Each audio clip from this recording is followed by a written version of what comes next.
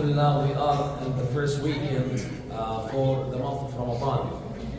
And Ramadan indeed is an excellent chance for a Muslim to be able to get the rahmat.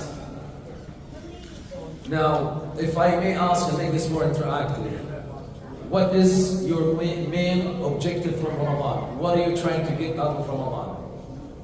Anybody would like to answer this question? What's your main goal out of Ramadan? Because whatever we do in our life, there has to be an objective. We don't just do things for the sake of doing things. And this is the danger of, becoming, for the ibadah to become habits.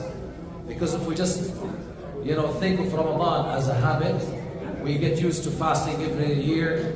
We abstain from food and drink, and we come at the end of the day, congregate, and we have food. There has to be something beyond that. What's the objective of Ramadan? لَعَلَّكُمْ تَتَّقُونَ, precisely. But this is, what Allah has said to us in the Quran. Like, what's behind it? What's in it to me? What are you trying to get as an objective? Brother, can you quiet? Jazakallah khair. That's good. Jazakallah khair. Please quiet. Ramadan, Brother, please stop. Is an excellent chance for every Muslim to get two things. As my brother mentioned here, Allah said in the Quran, كُتِبَ عَلَيْكُمُ الْقِيَامِ كَمَا كُتِبَ عَلَى الَّذِينَ مِنْ قَبْلِكُمْ لَعَلَّكُمْ تَتَّقُونَ. So you may be able to achieve the taqwa. But there has to be more practical, perspective to Ramadan. Ramadan has two objectives that needs to be kept in mind. Number one objective. This is what you should have in front of your own eyes and you should stay focused on, which is salvation from the hellfire. This is like, this is what you need to stay focused on all your life. Allah created Adam to live in Al-Jannah. Shaitan came and drifted him and lured him to get out of the Jannah. Now, Allah said to us, you are living on the earth temporarily for a short time, and you will be leaving. Today there was 3 janazas. 2 in one masjid and 1 in a third masjid. This is a fact no one can deny, that death is imminent. Like, after I die, what's going to happen to me? 2 choices. My kids were telling me 3 choices. Either hellfire wal-'iyadhu billah, or Al-Jannah. And the third choice is, by the way, Al-A'raf, which is the stage between the 2 sides.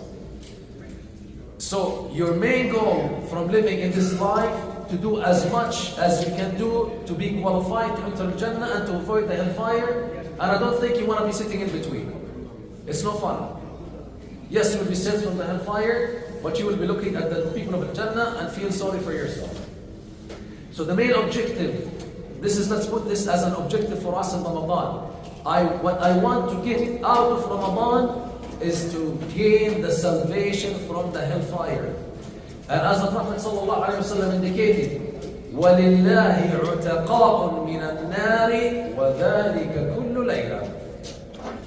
And every night from the nights of the month of Ramadan, meaning to say, from the first Taraweeh we had, the night of the first Taraweeh, until the last Maghrib of Ramadan, just before Eid, you have 29 or 30 chances to gain the salvation from the hellfire. This is an objective, you should be focused on it. And on the top of that, you should be not only be aiming to save yourself from the hellfire, but to aim as high as you can, make it to Al-Jannah, which is Al-Firdaus al-A'la min Al-Jannah. As the Prophet ﷺ told us, إِذَا سَأَلْتُمُ اللَّهَ فَاسْأَلُوهُ الْفِرْدَوْسِ الْأَعْلَى مِنَ الْجَنَّةِ. If you were to ask Allah, then ask Him for the highest stage of Al-Jannah, which is Al-Firdaus, from where the rivers of Al-Jannah will be gushing. And it's at the top of Al-Jannah and the middle of Al-Jannah. And this is where Arsh al-Rahman on the top. And this is where the Prophet Muhammad ﷺ will be residing. And this is where we hope we will be able to reside close to Him. So this is our objective. Number one is to make sure that this month will grant us the salvation from the hellfire. Number two, will grant us the highest stage of Al-Jannah, which is Al-Firdaus Al-A'la. Now, the technicality of how to get that done is open. Because the Prophet ﷺ told us that on the first night of the Ramadan, the doors of Al-Jannah will be wide open and the doors of the hellfire will be shut. And a voice will be calling, Ya baghi al-khayri aqbil, wa ya baghi al-sharri aqbil, وَلِلَّهِ عُتَقَاءٌ مِنَ النَّارِ وَذَلِكَ كُلُّ لَيْلَةٍ. O you who wants good, strive for it. O you who wants evil, cease. And there are people who will be granted the salvation from the hellfire. Now in this dunya, there are people who play the lottery, right? I'm not saying here you should play lottery, but I'm just giving you using this as an example.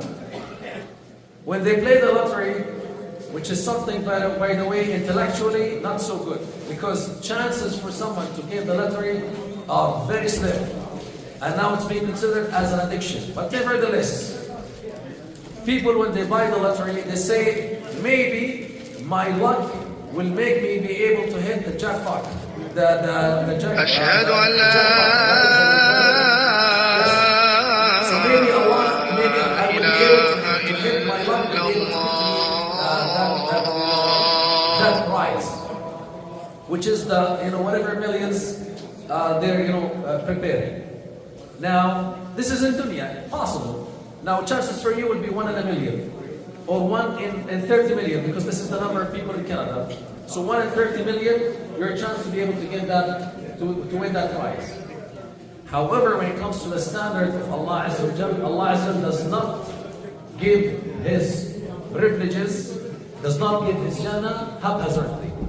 It has to be done and given to those who are qualified for it.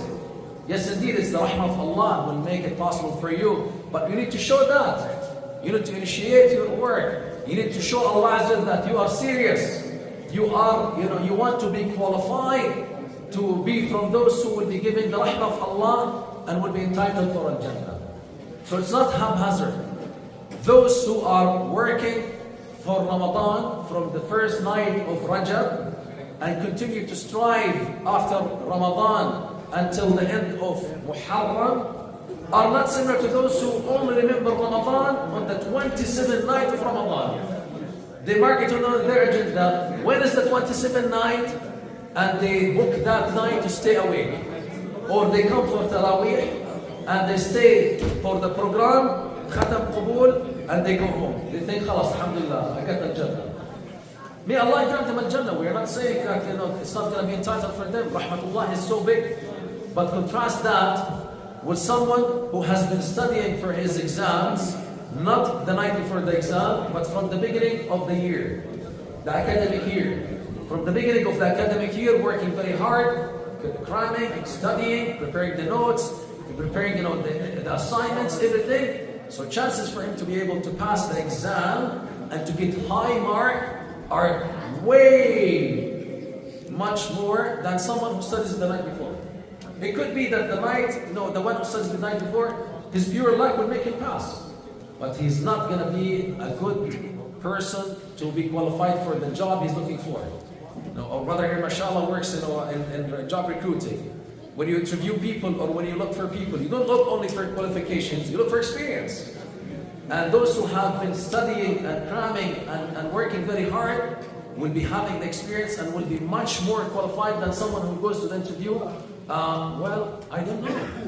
I don't know what you're talking about. I managed to pass the exams. And they say to him, okay, thank you so much. Your qualifications mean zero to us.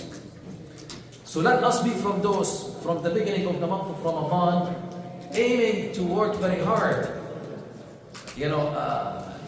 أجعلتم سقاية الحاج وعمارة المسجد الحرام كمن آمن بالله واليوم الآخر وجاهد في سبيل الله لا يستوون عند الله والله لا يهدي القوم الظالمين إن الذين آمنوا وهاجروا وجاهدوا في سبيل الله بأموالهم وأنفسهم أعظم درجة عند الله وأولئك هم الفائزون.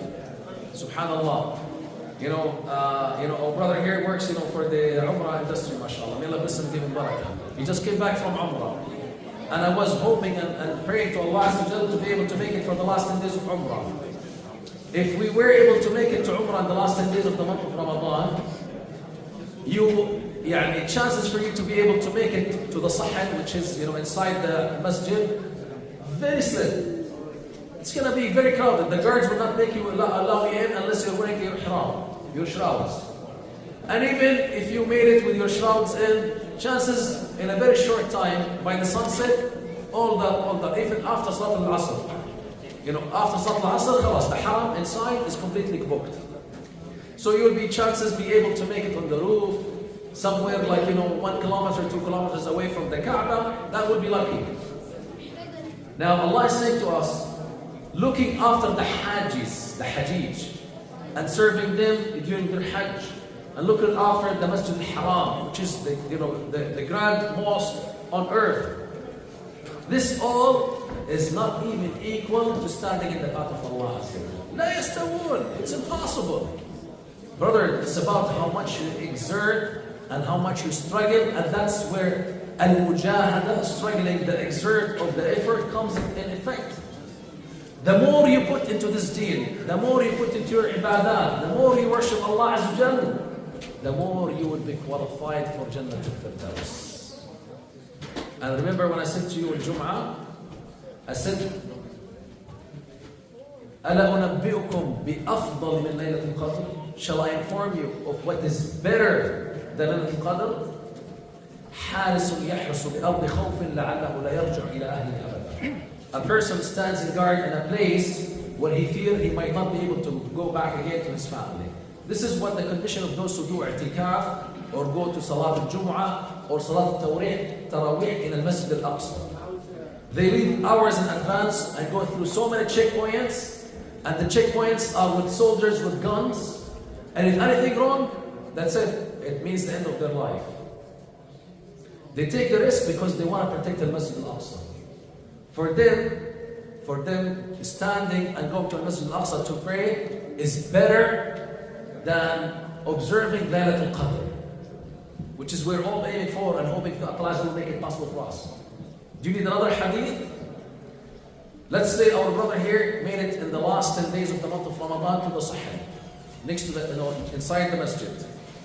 And by connections with the guards, he was able to find a spot in front of Al-Hajar al-Aswad, which is impossible, by the way. And I'm telling you from my experience, I have gone to Hajj and Umrah many times. Every time I pray to Allah Azza to make it possible for me, I never can touch Al-Hajar al-Aswad. Imagine with the connections, even though they put barriers in front of the Hajar al-Aswad, with connections you were able to pray in front of Hajar al-Aswad, and you managed to be on that night, in the 27th night or Laylatul Qadr, whatever it is. It happened that you made it all the way to the Hajar al-Aswad and you prayed all night from Maghrib to Fajr.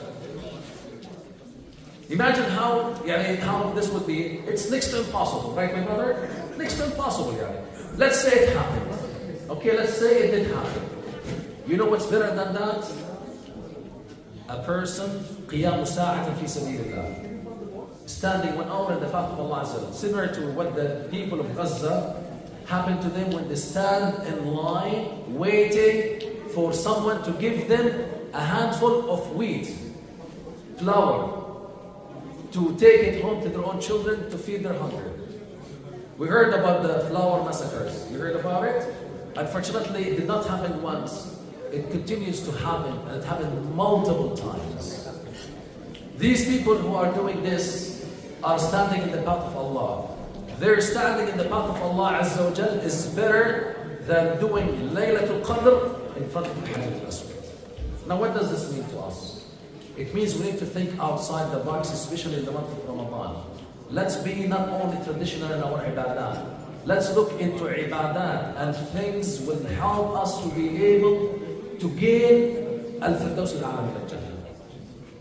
Beside coming to the masajid, beside connecting with the Quran, beside looking for Laylatul Qadr, beside, being, kind and generous and humble and observant and accommodating to people around you, let our money also work for us to help those who are struggling all over the globe, especially and more specifically in Gaza. And we also will be concluding them in our dua, including them in our dua. As we have only a few minutes left, as we are fasting, we are in the month of Ramadan, in which the dua is accepted. وَإِذَا سَأَلَكَ عِبَادِي عَنِّي فَإِنِّي قَرِيبٌ. And the Prophet ﷺ said, "الصَّائِمِ دَعْوَةٌ." While you are fasting, your dua will never be turned down. And we are at the last hour of the day, which is also the dua which accepted. Let's turn to Allah Azza wa Jalla with dua, humble, coming from our heart until the adhan is called. So I request humbly all the brothers and the sisters, including the young brothers, the young men here, and the brothers standing by the door, please, quiet. If you need to put your phone into silence, put it in silence. It's only for a few minutes. Allah has make it possible for us to make each other dua from the heart. اللهم لك الحمد كما ينبغي لجلال وجهك وعظيم سلطانك اللهم صل على سيدنا محمد وعلى اله وصحبه اجمعين. اللهم يا رب السماوات والارض ورب العرش العظيم يا رحمن يا رحيم يا ملك يا قدوس يا سلام يا مؤمن يا مهيمن يا عزيز يا جبار يا متكبر يا مالك الملك. ندعوك يا احد يا فرد يا صمد يا من لم يلد ولم يولد ولم يكن له كفوا احد يا مالك الملك. Allahumma, we are praying to you while we are in your house. We're praying to you at the end of this fasting day, Ya Rabbil Alameen. Ya Rabbi, we have come to your house hoping that you will treat us with your kindness. Ya Allah, we pray to you, supplicate to you to make us from those who will be standing for justice, who will be standing for those who are teaching justice.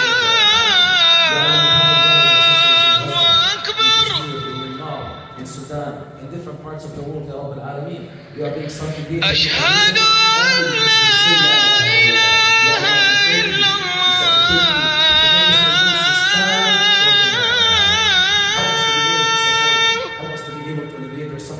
Ya Allah, we ask you to feed their hunger, to quench their thirst.